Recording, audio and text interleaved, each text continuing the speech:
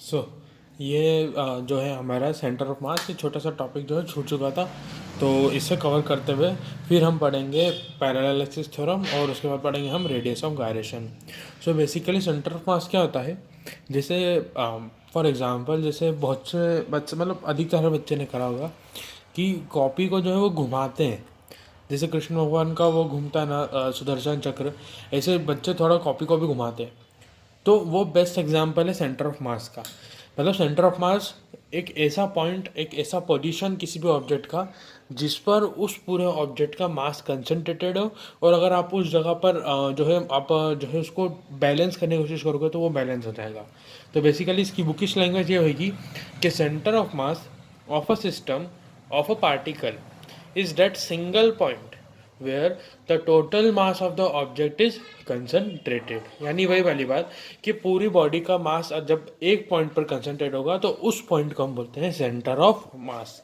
अब यहाँ पर हम बात करते हैं centre of mass of two particle, मतलब दो पार्टिकल जब हम किसी भी उसमें लेंगे सिस्टम के अंदर, तो उस के अंदर क्या होगा।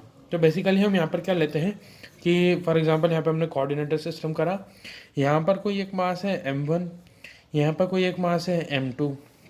इसका इस ओरिजिन से डिस्टेंस m1 का क्या कितना मान लिया हमने, फॉर एग्जांपल r1 मान लिया, और इस m2 का इस ओरिजिन से डिस्टेंस क्या मान लिया हमने, r2 मान लिया। अब क्या आता है कि जो है हम इसको पूरा ऑब्जेक्ट को ऐसे ज्वाइन कर लेते हैं एक इससे। अब फॉर एग्जांपल इस ऑब्जेक्ट का कहीं ना कहीं एक सेंटर ऑफ मास होगा, यानी कि ऐसा पॉइंट जिस पर ये ऑब्जेक्ट पूरा जो है इसका मास कंसंट्रेटेड होगा।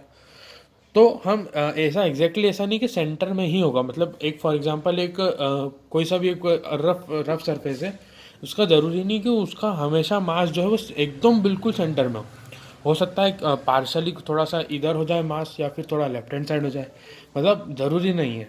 तो फॉर एग्जांपल हमने थोड़ा सा इसको यहाँ पर ले लिया, तो इसको हमने मान लिया बड़ा एम। बड़ा एम मतलब mass of m1 plus m2 का जो है एडिशन। इसकी जो डिस्टेंस है, इसकी डिस्टेंस अब हम क्या मान लेते हैं, हम इसकी डिस्टेंस मान लेते हैं आर सी एम। जो ये सी एम जो है वो क्या बोल रहा है, सेंटर ऑफ मास।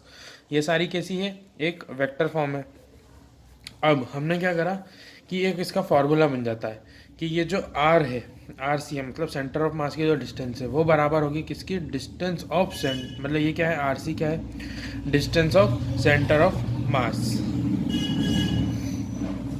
और यहाँ पर हमारे पास फॉर्मूला क्या निकल जाता है कि ये जो आर सी एम है ये बराबर होगा m1 r1 plus m2 r2 upon m1 plus m2। इसको देखकर आपको बहुत जल्दी से एक मैथ्स का क्लास 10th का एक फार्मूला याद आ जाना चाहिए, सेक्शन फार्मूला। पर उस सेक्शन फार्मूला ये m की वैल्यू क्या होती थी, सेक्शन मतलब एक रेशो होता था, पर यहाँ पर m क्या है, यहाँ पर m है मास। सो हमने ऐसा क्या करा, अब एक वेक्टर फॉर्म है ये, तो हमने एक्स एक्सिस के लिए भी निकालना पड़ेगा और वाई एक्सिस के लिए अलग अलग आएगा। तो जो centre of mass x axis पे है वो किसके बराबर रहेगा, m1 x1। यानी x1 क्या रिप्रेजेंट कर रहा है कि उसकी x कोऑर्डिनेट से कितनी दूरी है, यानी m1 x1 plus m2 x2 upon m1 plus m2। ऐसे ही उसका एक y एक्सिस से भी कुछ ना कुछ डिस्टेंस होगी, तो y एक्सिस से जो डिस्टेंस होगी वो हमने क्या मान ली यहाँ पर, m1 y1। ये y1 है क्या शो कर रहा है कि उसकी डिस्टेंस, पर्टिकुलर पॉइंट की, पर्टिकुलर मास की डिस्टेंस y एक्सिस से, plus m2 y2 upon m1 plus m2। ये हमारा क्या हो गया, टू पार्टिकल सिस्टम।